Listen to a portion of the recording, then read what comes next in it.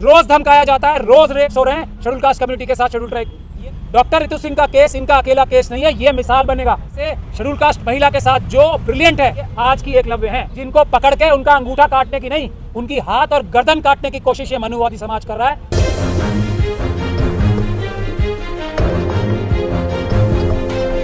ये जो आज आप लोग आए हैं यहाँ पे, ये हमारे देश की सबसे बड़ी समस्या मनुवाद को है, उसका एक छोटा सा उदाहरण है।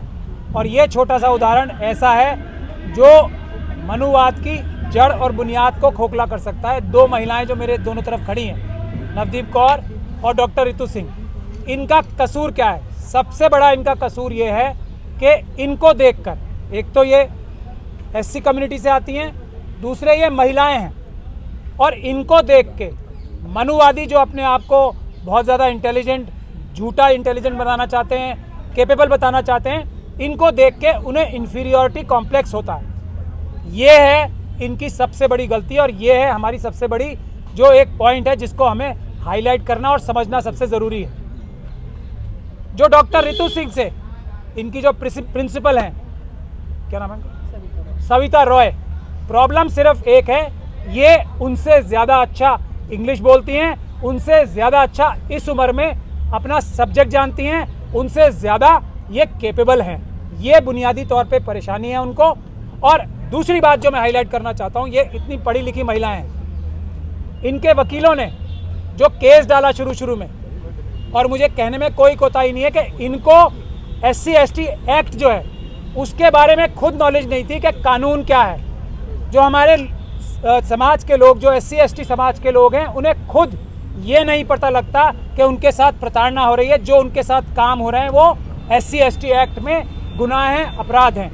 तो ना इनके वकीलों ने बताया इन्हें। तो ये सब चीज़ें जब इतनी पढ़ी लिखी महिला को समझ में नहीं आती, उस हिसाब से केस डाला। जो हाई कोर्ट की, जब तक मैं इनका वकील नहीं था, जो हाई कोर्ट में केस डाला पहला, उसको डिसमिस करने का वजह क्या थी? टेक्निकल वजह। और हमारी जिम्मेदारी है कि हम जजमेंट्स को क्रिटिसाइज़ करें, जब ही हम सच्चाई सामने ला पाएंगे। सिर्फ एक वजह से कि प्रिंसिपल को पर्सनल कैपेसिटी में इन्होंने रिस्पोंडेंट नहीं बनाया, इस वजह से इस टेक्निकलिटी पे इनकी पहली रिट डिसमिस हुई, और उसके बाद अपील भी इसी वजह से डिसमिस हो गई, जो मैंने आर्ग्यू की थी। मगर मैंने इनका केस जब पढ़ा तो और इनकी बात सुनी, तो मैंने इनसे बोला, ये आपने सबसे पहले इसकी FIR क्यों नहीं कराई? आपके साथ तो पहले दिन से वो ये कह रही है कि तुम कपड़े किस तरह के पहनती हो, ये तरीका नहीं है शेड्यूल कास्ट लोगों को ये कपड़े पहनने का, और आप किस स्टाइल में रहती हो, ये तरीका नहीं है। ये सारे इनके पास सबूत हैं इस बात के। यहाँ से शुरुआत हुई। उसके बाद इन्होंने खुद बताया आपको कि इनके स्टूडेंट्स ने इनके बारे में इतनी तारीफ़ें लिख रखी है जिनके सबूत इनके पास मौजूद हैं।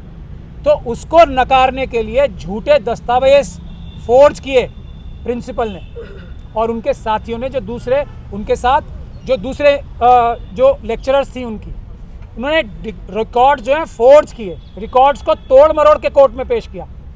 और जब किसी से काम नहीं चला तो झूठे स्टूडेंट्स के नाम से, बगैर सिग्नेचर के, बगैर किसी स्टूडेंट का नाम, जिसमें कंप्लेनेंट का नाम ही कोई नहीं है, वो एक झूठी कंप्लेंट खुद लिख के रिकॉर्ड पे लाए। ये सब बड़े बड़े अपराध हैं जो प्रिंसिपल साहिबा, जो लोगों को ज्ञान देती हैं अच्छाई और समझदारी का स्टूडेंट्स को, वो इस प्रकार के क्रिमिनल अपराधों में लिप्त हैं। ये सभी SC/ST एक्ट में भी गुनाह हैं, अपराध हैं। झूठे दस्तावेज कोर्ट में पेश करना अपने आप में एक बड़ा अपराध है, ये भी अपराध उन्होंने किया है।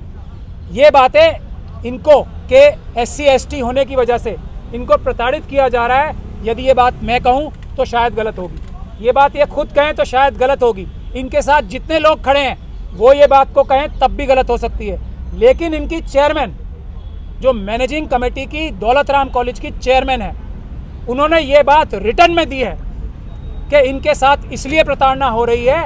ये UGC को लिखी है उन्होंने, और वाइस चांसलर को लिखी है कि इनके साथ इसलिए प्रताड़ना हो रही है। उन्होंने लिखा कि इनको नहीं हटाया जाना चाहिए और इनको रखा जाना चाहिए, और इनके साथ इसलिए प्रताड़ना हो रही है, इनके साथ इसलिए ज्यादती हो रही है, कोई और इनका कसूर नहीं है कि ये शेड्यूल कास्ट को बिलोंग करती हैं। ये फाइंडिंग जो उस कॉलेज की सबसे बड़ी अथॉरिटी है, चेयरमैन चेयरमैन ने ये बात अपनी ऑफिशियल मीटिंग करके और ये फाइंडिंग दी है। अब बताइए, किसी कोर्ट को, किसी अदालत को, किसी इंसान को इस बात पे शक होना चाहिए? तो ये है इस बात की सच्चाई। फिर उसके बाद ये गई अलग अलग जगह पे, शेड्यूल कास्ट कमीशन में गई, क्या हुआ इनका? ये पार्लियामेंट्री कमेटी में भी गई, वहाँ से भी इन्हें न्याय नहीं मिला। क्या कहा गया कि हम इंडिविजुअल केस नहीं लेते। कलेक्टिव केस की हालत देश में ये है कि किसी भी शेड्यूल कास्ट, शेड्यूल ट्राइब को, अभी बता रही थी ये और हम सब जानते हैं कि इतनी सारी सीटें खाली पड़ी हैं, रोज़ प्रताड़ना हो रही है, एक केस में सज़ा नहीं होती है, रोज़ धमकाया जाता है, रोज़ रेप्स हो रहे हैं शेड्यूल कास्ट कम्युनिटी के साथ, शेड्यूल ट्राइब। ये तो कलेक्टिव पार्लियामेंट्री कमेटी का काम है। इंडिविजुअल काम हम नहीं करते, इंडिविजुअल करते नहीं, कलेक्टिव हो नहीं रहा उनसे, तो किस लिए बैठे हैं? ये है हमारी समाज की, हमारे सिस्टम की कमी। डॉक्टर रितु सिंह का केस इनका अकेला केस नहीं है, ये मिसाल बनेगा कि इस तरीके से शेड्यूल कास्ट महिला के साथ जो ब्रिलियंट है, जो किसी भी अपने समकालीन और समकक्षीय टीचर से अपने फील्ड में ज़्यादा अच्छी है, उसको किस तरीके से एकलव्य की तरह उसका अंगूठा काटा जाता है। ये आज की एकलव्य हैं, जिनको पकड़ के उनका अंगूठा काटने की नहीं, उनकी हाथ और गर्दन काटने की कोशिश ये मनुवादी समाज कर रहा है। इसलिए हमें इसके लिए लड़ना पड़ेगा। तो अगर आपको पसंद आया हो तो इसे लाइक करें, कमेंट करें, शेयर करें और हाँ, हमारे चैनल को सब्सक्राइब करना ना भूलें ताकि देश विदेश से जुड़ी खबरें आप मिस ना करें, क्योंकि कोरोना काल में 2 गज दूरी, मास्क है जरूरी। नमस्कार।